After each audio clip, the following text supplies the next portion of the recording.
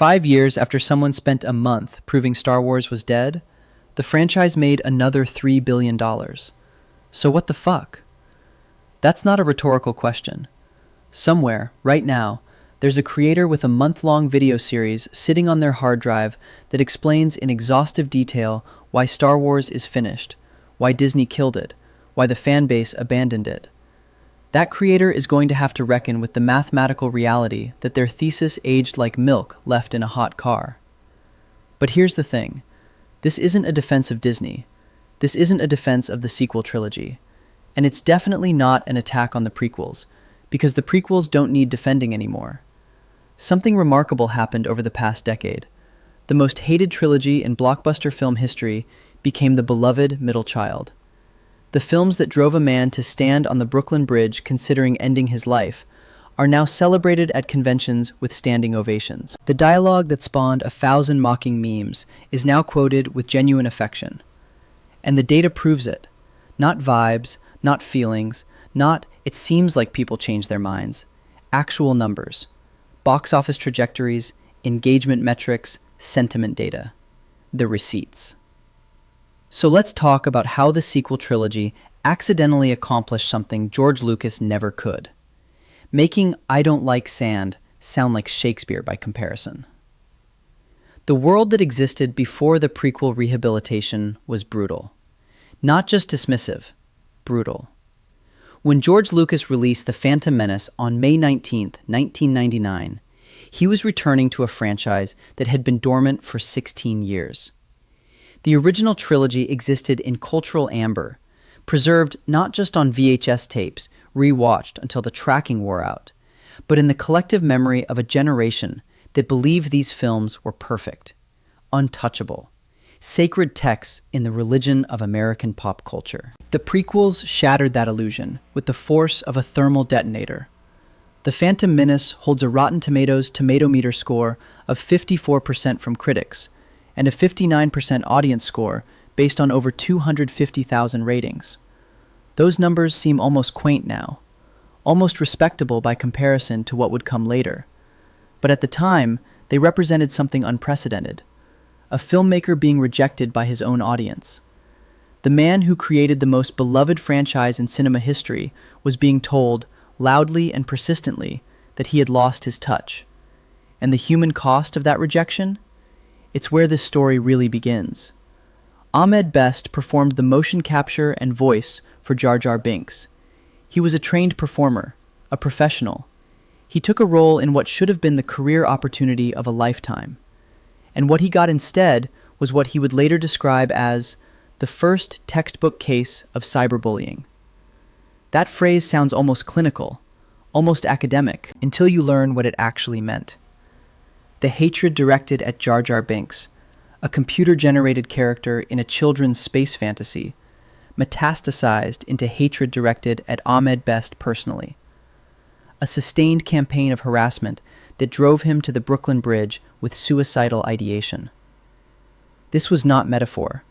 This was not exaggeration for dramatic effect. A man stood on a bridge in New York City considering ending his life because of how audiences responded to a character he played. Some of the criticism levied against Jar Jar was legitimate. Scholars who study the character have acknowledged this. But the line between legitimate criticism and psychological destruction proved entirely porous in practice. The fandom that prided itself on being discerning, on knowing the difference between good Star Wars and bad Star Wars, couldn't tell the difference between critiquing a performance and destroying a human being. Jake Lloyd fared no better. He was 9 years old when he played young Anakin Skywalker. 9. A child who shouted "Yippee" in a pod racing cockpit became a cautionary tale whispered throughout Hollywood about the dangers of franchise filmmaking and the cruelty of fandom. The boy who asked, "Are you an angel?" spent the next 2 decades dealing with consequences he couldn't possibly have understood when he took the role. The harassment followed him through school, through his teenage years, through his early adulthood. Every failure, every stumble, every difficulty became fodder for people who felt entitled to punish a grown man for a performance he gave as a child. The psychological toll was immense. Jake Lloyd's story became a warning. This is what happens when you attach yourself to Star Wars and the fandom decides you don't belong.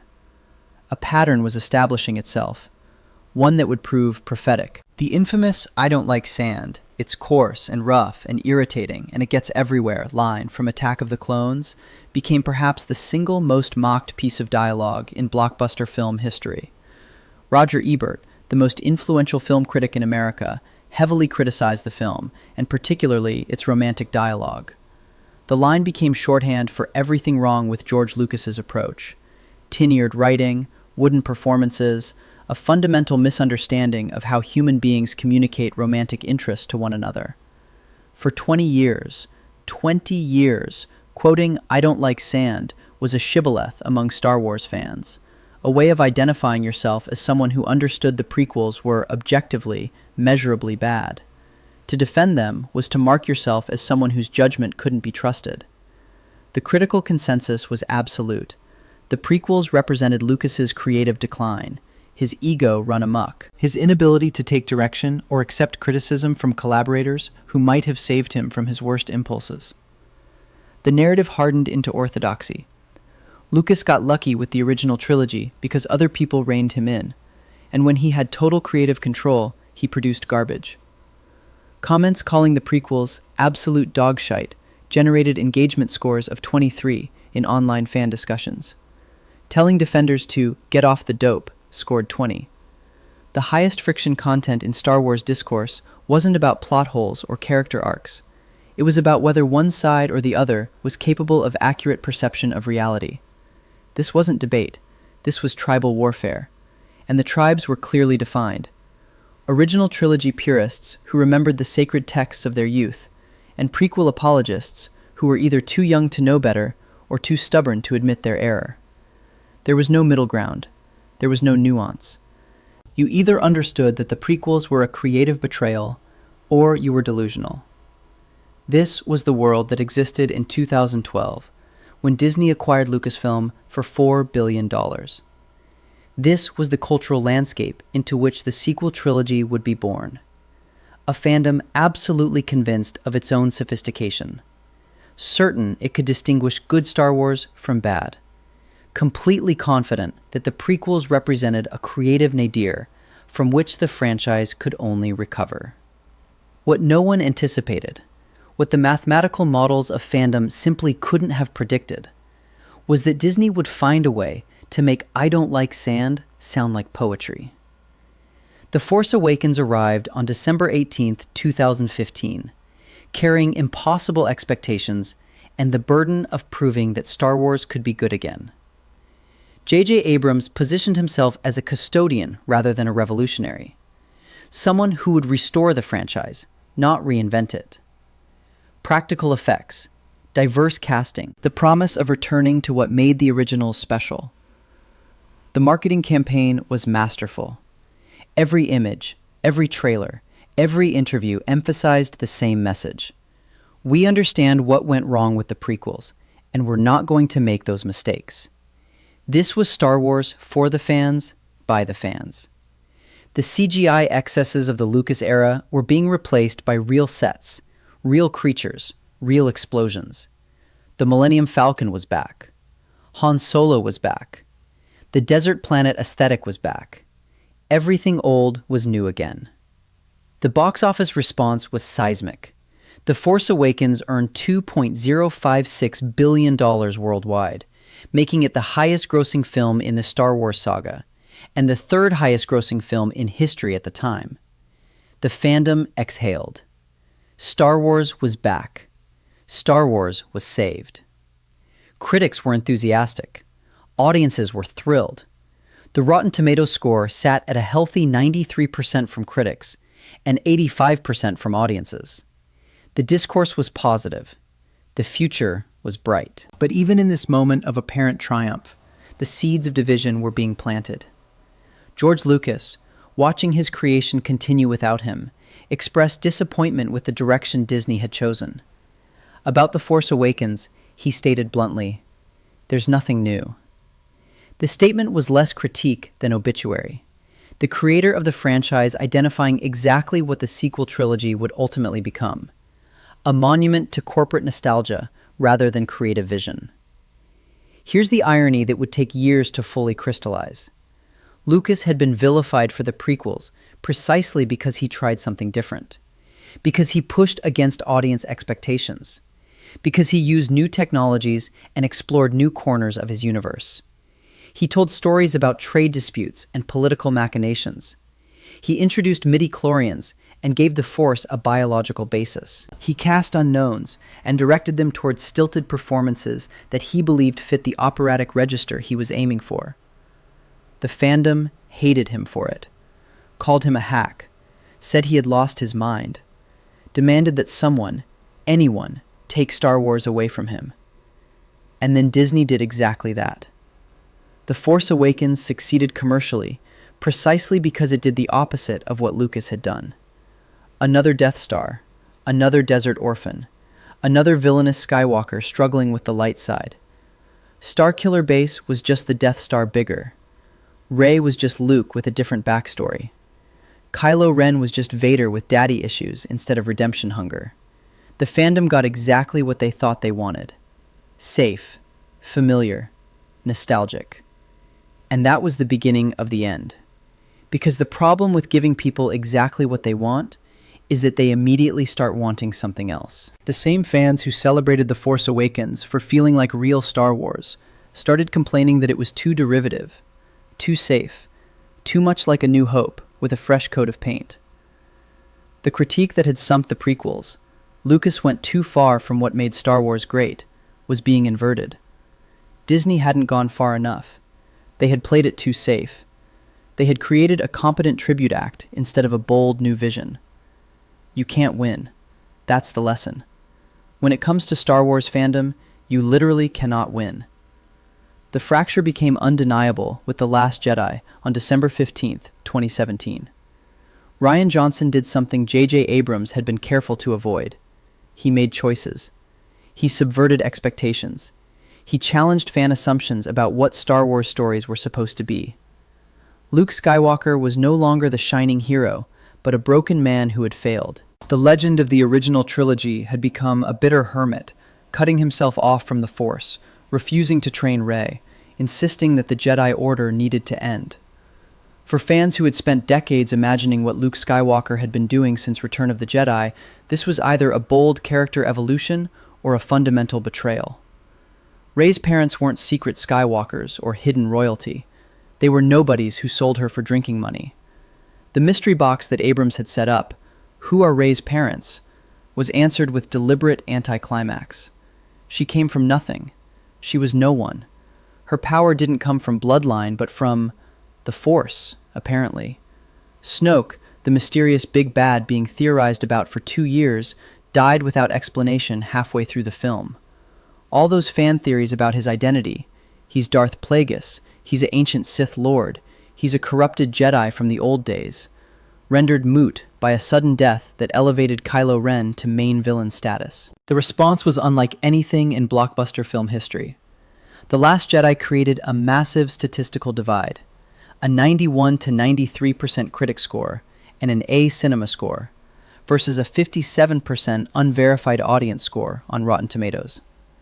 That gap, nearly 40 percentage points between critical consensus and audience sentiment, became its own battleground. Review bombing, critical capture, toxic fandom, Disney shills. The vocabulary of debate expanded, even as the possibility of resolution collapsed. Who had the authority to say whether a film was good? If critics said yes and audiences said no, whose truth was true? The arguments became epistemological. Was the audience score manipulated by bots? Were critics being paid off by Disney? Was the negative response concentrated in a small but vocal minority, or did it represent genuine, widespread disappointment? Every piece of data became contested. Every metric became a weapon. The box office told its own story. While The Last Jedi earned $1.322 billion worldwide, still enormous by any normal metric, it represented a $734 million decline from its predecessor. That's not a rounding error. That's almost $750 million that walked away from the franchise between December 2015 and December 2017. More troubling for Disney was Solo, a Star Wars story, released on May 25, 2018, just 5 months after The Last Jedi. It became the first Star Wars film in history to lose money at the box office. Solo earned $393 million worldwide, against a reported production and marketing budget that exceeded $400 million. For a franchise that had been a guaranteed money printer for 40 years, this was catastrophic. Something had broken. The question was what? And the answer depended entirely on whom you asked. For The Last Jedi's defenders, the backlash represented everything wrong with fandom. An entitled, mostly male, mostly white audience that couldn't handle a Star Wars film that challenged their assumptions. They pointed to the harassment campaigns, the racist attacks on actors of color, the sexist attacks on Kathleen Kennedy, the head of Lucasfilm. This wasn't legitimate critique, they argued. This was a reactionary movement using Star Wars as a proxy battlefield for culture war grievances. For The Last Jedi's critics, the defenders were missing the point entirely. They didn't hate the film because it featured women or people of color. They hated it because it was badly written, because it broke established rules of the Star Wars universe, because it treated beloved characters with contempt, because it valued subversion over storytelling. Calling them racist or sexist was a convenient way to dismiss legitimate criticism. Both sides had data to support their positions. Both sides had examples that proved their point. And both sides were absolutely certain that the other side was arguing in bad faith. The cycle of fandom toxicity that had destroyed Ahmed Best and Jake Lloyd repeated itself with precision. Kelly Marie Tran played Rose Tico in The Last Jedi. She was the first Asian American woman to play a major role in a Star Wars film. She was also a newcomer to blockbuster filmmaking, an actress whose previous credits were small indie projects and short films. In June 2018, Kelly Marie Tran deleted her Instagram after receiving severe harassment. The comments on her photos had become unbearable. Racist attacks, sexual harassment, death threats, all because she played a character in a Star Wars movie that some fans didn't like. Academic research documented that many actors of color, Kelly Marie Tran, John Boyega, received significant backlash that went far beyond critique of their performances or characters. The harassment took on explicitly racist and sexist dimensions that couldn't be explained by disagreements about storytelling choices. John Boyega himself spoke publicly about how his character, Finn, had been sidelined in The Last Jedi and The Rise of Skywalker. He noted that Disney had been happy to use him in marketing materials to show their commitment to diversity, but had consistently minimized his role in the actual films. His arc went from potential Jedi in The Force Awakens to comic relief in The Last Jedi to barely present in The Rise of Skywalker. The pattern was unmistakable. Actors of color bearing the brunt of fan rage. Harassment taking on explicitly racist and sexist dimensions. The distinction between legitimate criticism and targeted abuse collapsing into meaninglessness. The fandom that spent 20 years insisting it rejected the prequels on purely artistic grounds was revealing something uglier in its response to the sequels, something that had perhaps been there all along. Now we need to talk about the Holdo Maneuver. Because if you're a certain type of Star Wars fan, and you know who you are, this is what you've been waiting for. The scene is simple enough to describe. Vice Admiral Holdo pilots the Resistance cruiser Raddus through the First Order's supremacy at light speed. The massive dreadnought tears apart in a silent explosion of destruction.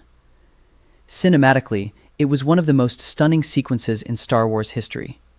The sudden silence in the theater, the streak of white light, the slow expansion of debris. Whatever anyone thought about The Last Jedi as a film, that moment was undeniably beautiful. Narratively and logistically, it became the focal point of a fan civil war that would rage for years. The core argument from the lore purist faction was devastating in its simplicity. If ramming ships at light speed was possible, Why had no one done it before? Think about it. Really think about it. Why didn't the rebels just hyperspace ram the Death Star? Strap a hyperdrive to an asteroid, and you've got an extinction-level weapon. Why build a fleet at all when you could just accelerate rocks to light speed and obliterate any target?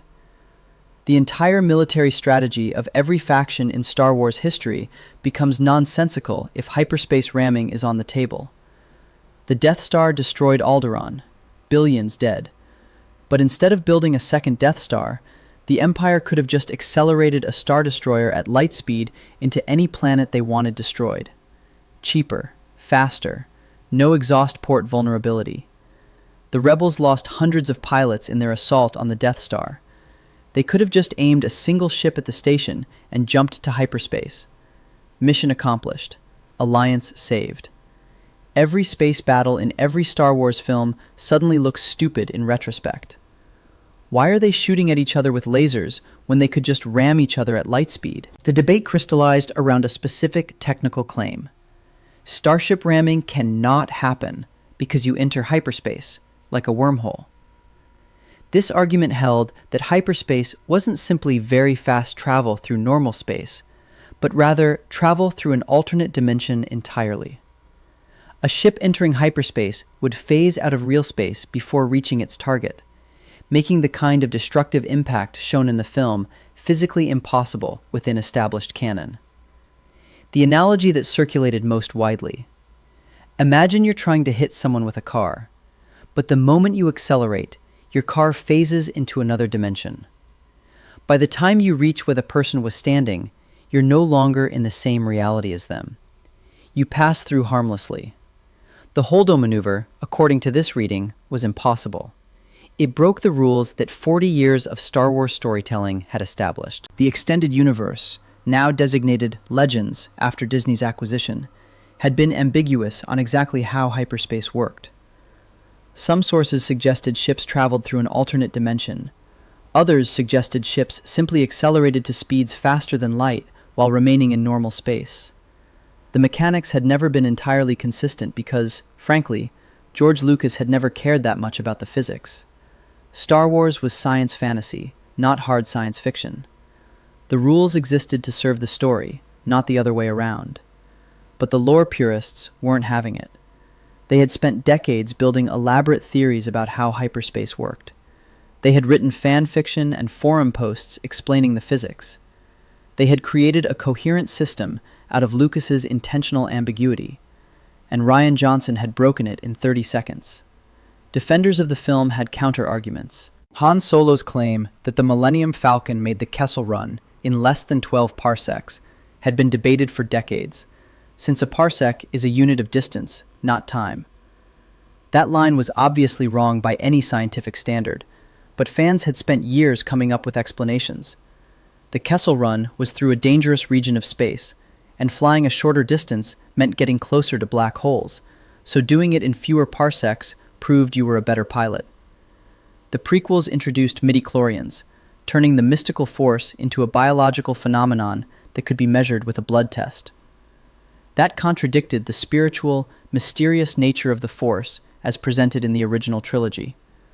But over time, fans had either ignored midichlorians or developed theories that reconciled them with the larger mythology.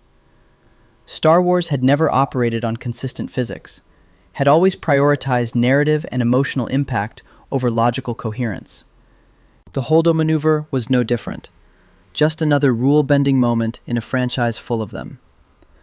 But that argument didn't satisfy the lore purists, and Rian Johnson's defense only inflamed the situation further. In 2018, Johnson stated that the Holdo Maneuver was not a standard military maneuver, and that Holdo had pulled it out of her butt in the moment. For defenders of the film, this was sufficient. Desperate situations call for desperate measures. Holdo's sacrifice was a one-in-a-million gambit that happened to work. Not everything needs to be repeatable. Not everything needs to fit neatly into established military doctrine.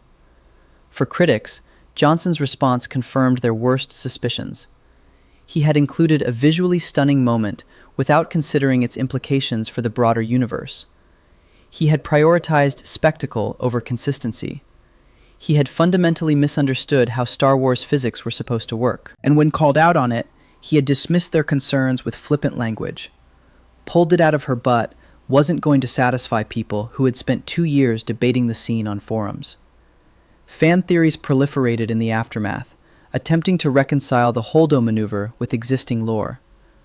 Some suggested that the Supremacy's experimental hyperspace tracker created a hyperspace shadow that prevented the Raddus from fully entering hyperspace, causing the collision in real space.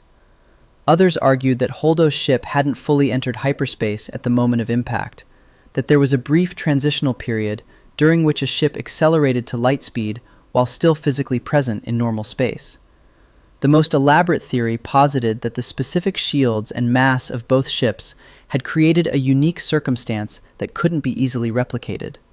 The Raddus was a massive Mon Calamari cruiser with powerful shields. The Supremacy was even more massive, with its own shields and mass creating gravitational effects. The intersection of these factors, according to this theory, produced a collision that wouldn't occur with different ships. It was creative reasoning. It was desperate reaching. But it was also the only way some fans could continue enjoying Star Wars without accepting that the rules had been broken.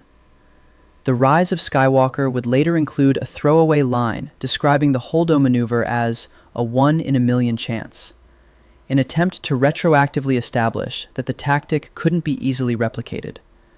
But the line felt perfunctory, tacked on, an acknowledgement of a problem without actually solving it.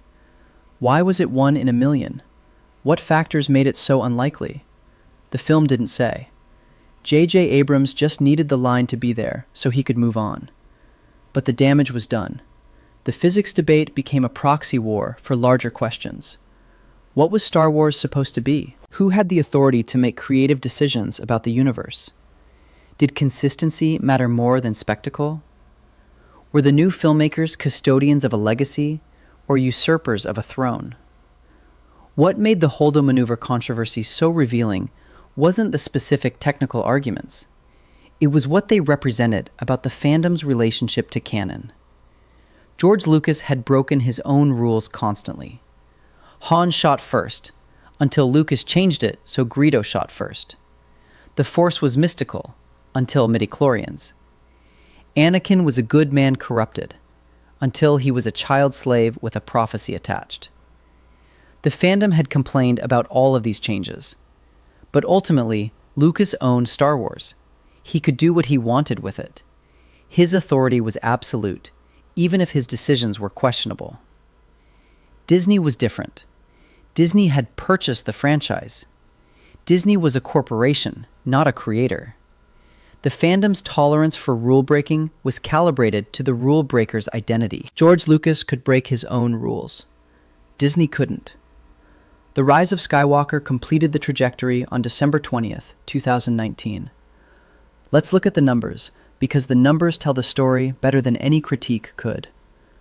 The Force Awakens, $2.056 billion. The Last Jedi, $1.322 billion. The Rise of Skywalker, $1.069 billion.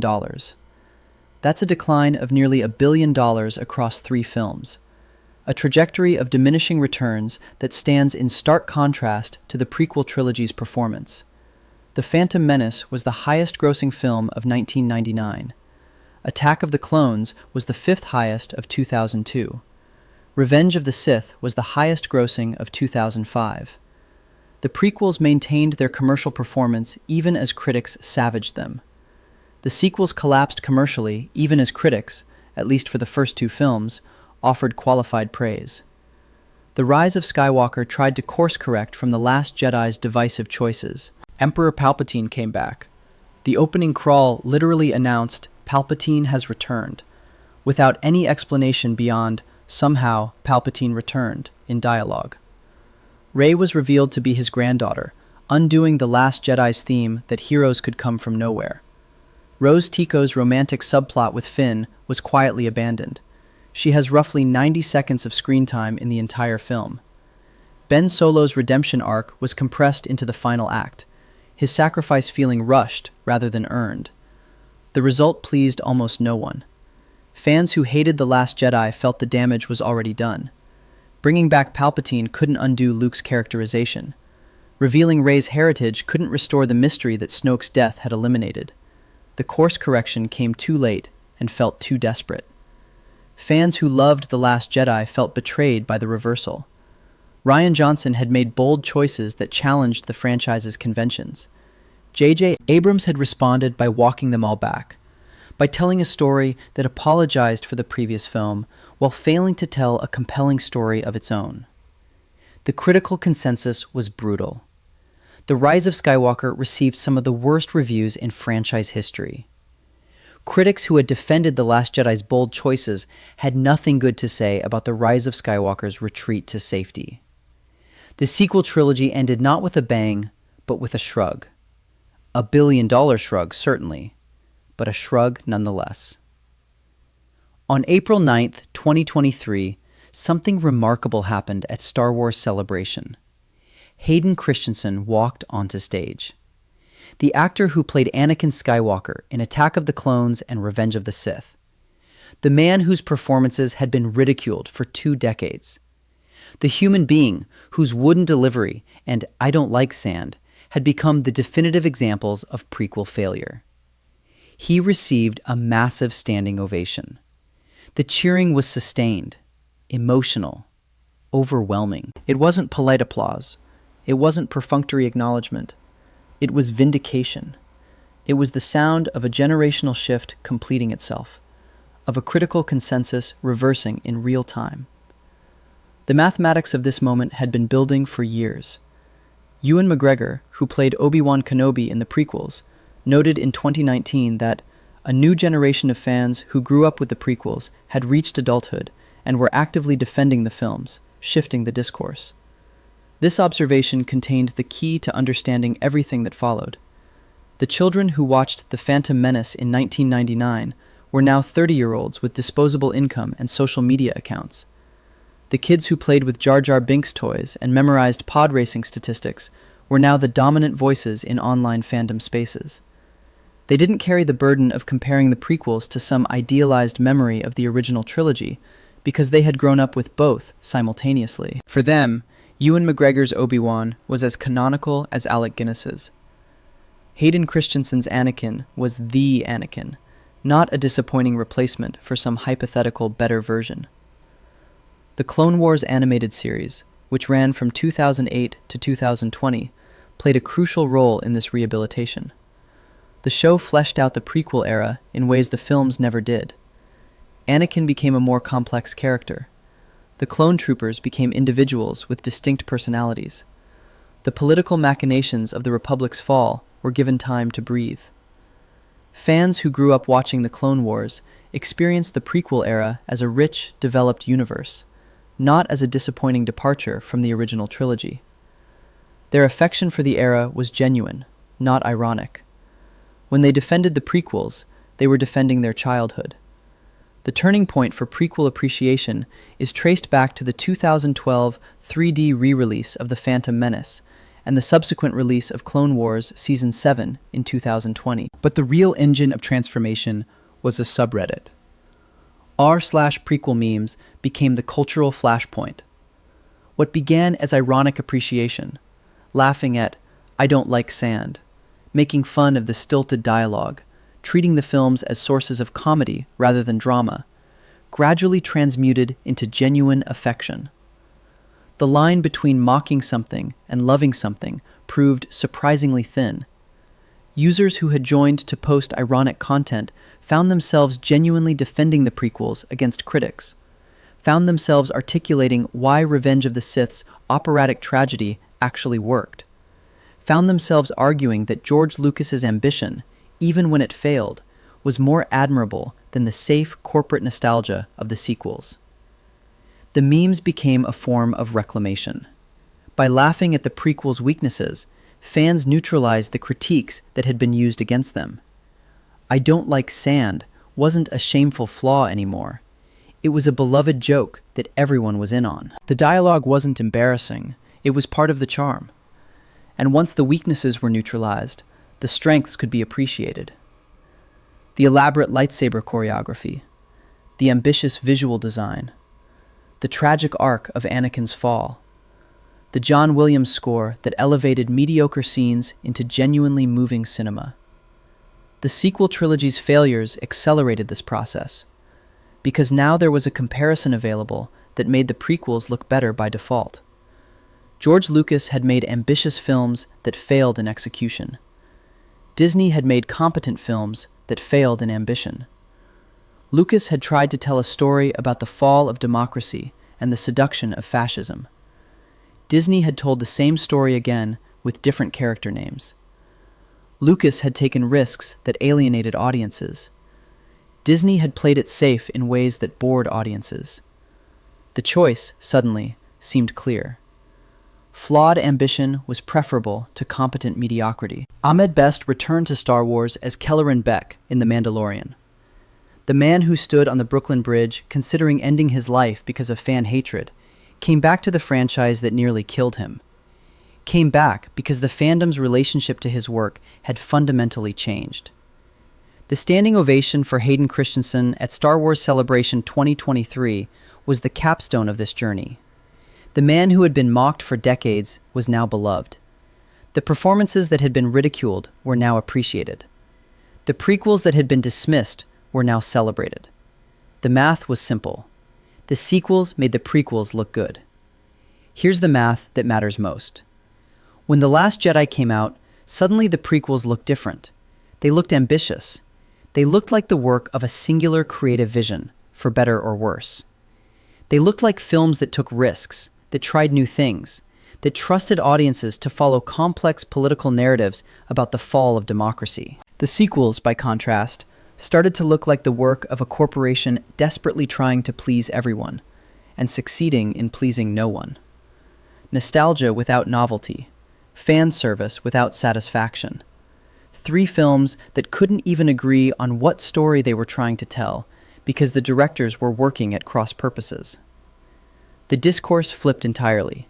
Comments defending the prequels, the same prequels that were absolute dogshite just years earlier, started generating engagement.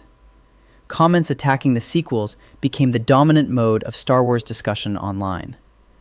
The prequel defenders had been right all along. That was the narrative anyway. But now we need to have an uncomfortable conversation.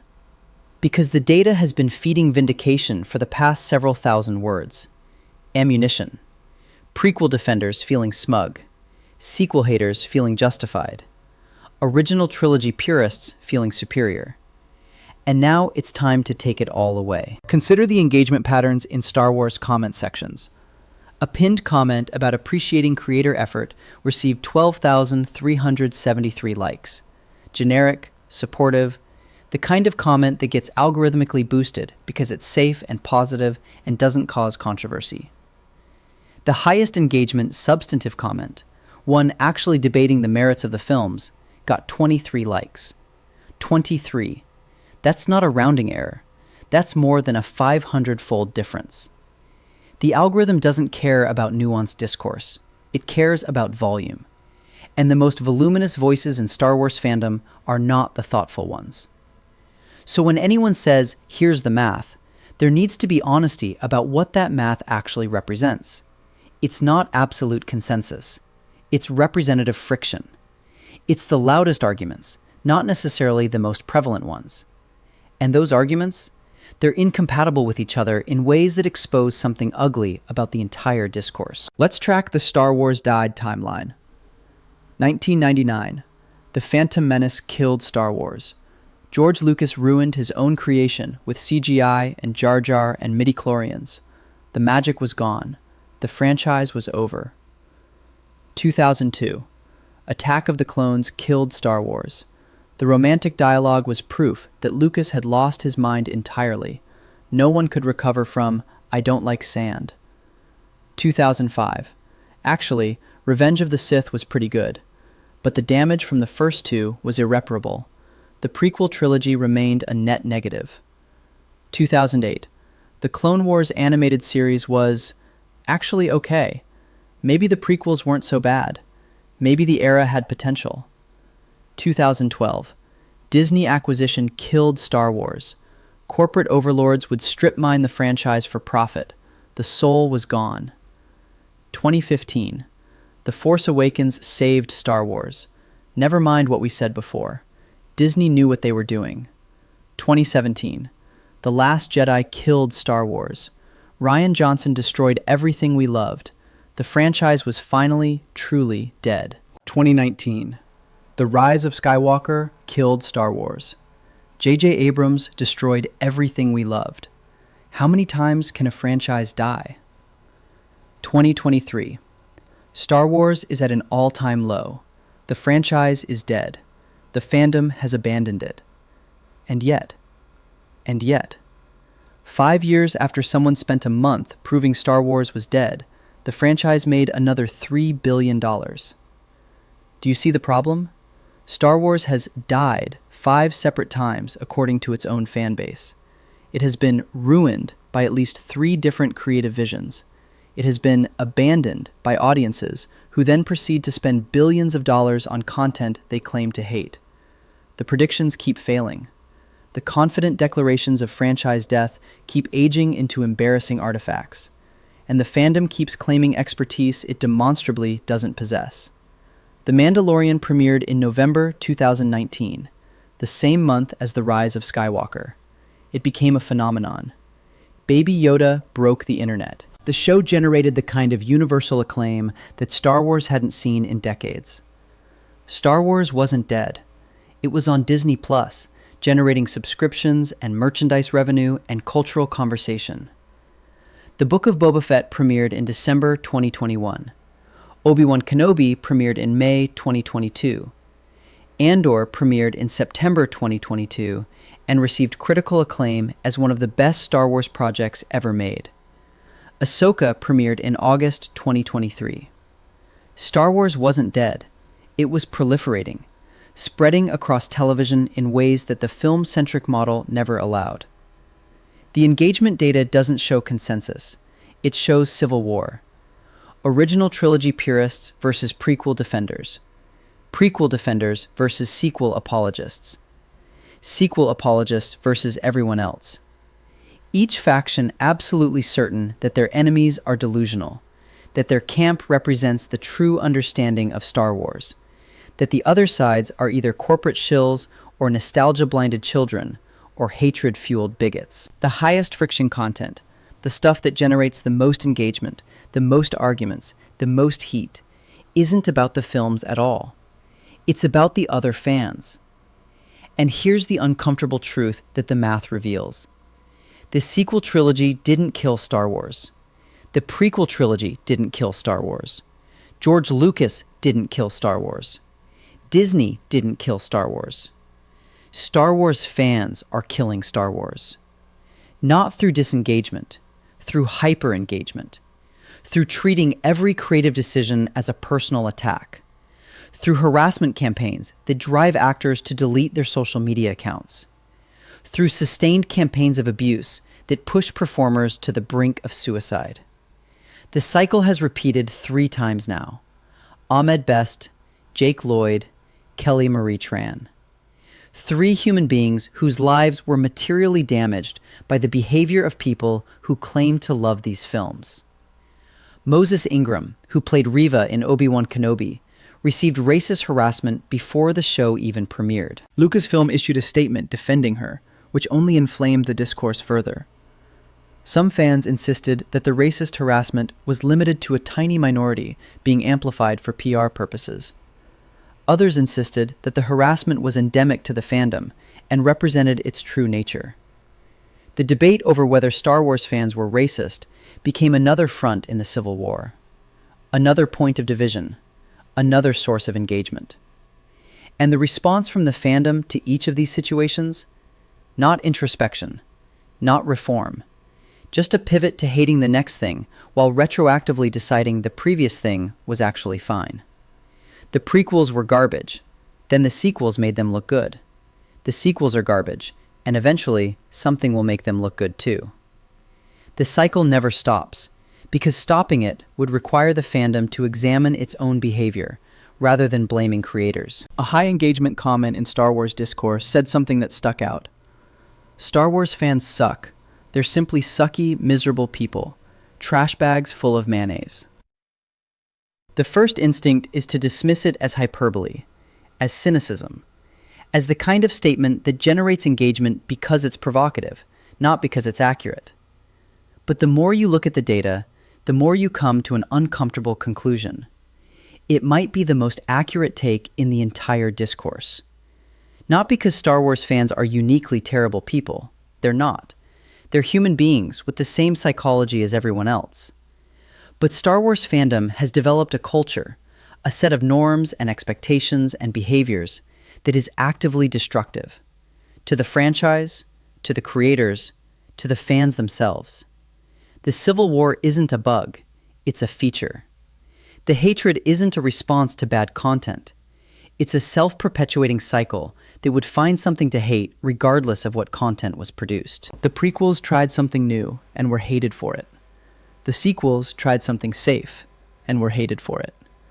The Last Jedi tried something subversive and was hated for it. The Rise of Skywalker tried to please everyone and was hated for it. The Mandalorian tried something nostalgic and was briefly loved before being hated for not being nostalgic enough. Andor tried something mature and sophisticated and was criticized for not feeling like Star Wars. There is no creative decision that will satisfy this fandom, because the fandom's satisfaction isn't the point. The fandom's engagement is the point. And engagement is maximized by conflict, not resolution. The algorithm rewards outrage. The discourse generates clicks through disagreement. The economy of attention incentivizes hatred over appreciation. And so the cycle continues. The economics are stark.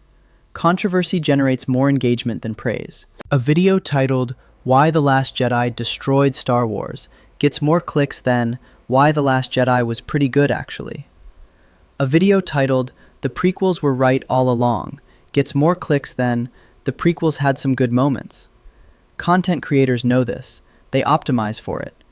The discourse becomes more extreme because extreme positions generate extreme engagement. Moderate takes get ignored. Nuanced analyses get buried. The loudest voices rise to the top because the algorithm rewards volume over wisdom. And the fans participate enthusiastically in their own manipulation. They click the rage bait. They engage with the controversy. They spend hours arguing in comment sections about whether a fictional physics system was violated by a fictional spaceship. The franchise continues because the engagement continues. Disney doesn't need fans to love Star Wars. Disney needs fans to engage with Star Wars. And hatred is just as engaging as love, maybe more so. So what's the verdict?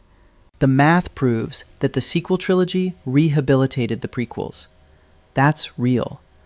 The box office decline from $2.056 billion to $1.069 billion is real.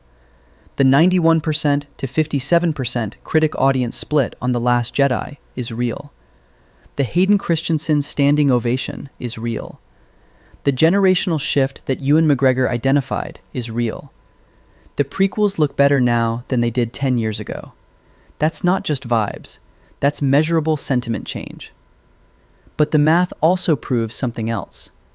The fandom cannot agree on when, how, or whether Star Wars died, which means their declarations of franchise death are not objective assessments of quality. They're expressions of tribal identity, ways of signaling which camp you belong to, ways of generating conflict that keep the discourse alive. The sequel trilogy made the prequels look good, and the fandom made itself look worse. George Lucas tried to tell ambitious stories about the fall of democracy and the seduction of fascism. Disney tried to tell safe stories about nostalgia and legacy.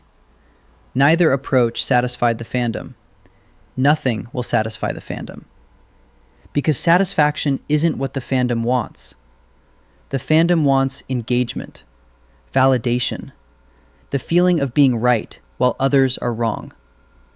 And the math, the actual quantifiable data about what generates the highest engagement, shows that conflict delivers all of those things better than appreciation ever could. Here's what's certain. Ahmed Best stood on the Brooklyn Bridge and considered ending his life because of how people responded to Jar Jar Binks.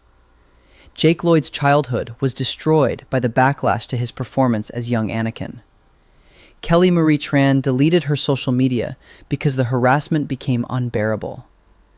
Moses Ingram received racist harassment before her Star Wars show even premiered. And the fandom responded to each of these situations by pivoting to hate the next thing while claiming the previous thing was actually fine. Jar Jar is beloved now. Ahmed Best returned. But the behavior that drove him to the bridge hasn't changed. It's just found new targets. The prequels are appreciated now.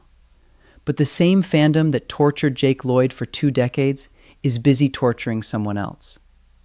This cycle continues because the fandom has never reckoned with its own toxicity.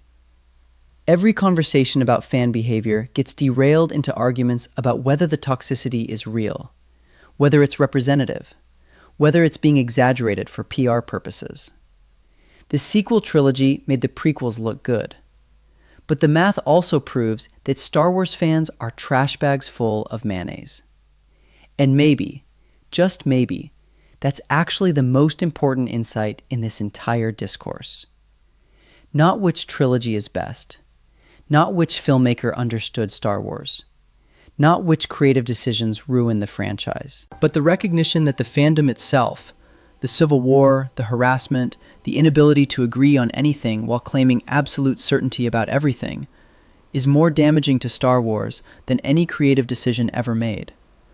5 years after someone spent a month proving Star Wars was dead, the franchise made another $3 billion. 5 years from now, someone else will spend a month proving Star Wars is dead. And 5 years after that, the franchise will make another $3 billion. The cycle will continue. The predictions will continue to fail. The fandom will continue to claim expertise it doesn't possess. And the math will continue to prove what it's always proven, that confidence in this discourse is inversely correlated with accuracy. The sequels made the prequels look good, but the fandom makes everyone look bad. And that's the math. Subscribe for more stories like this.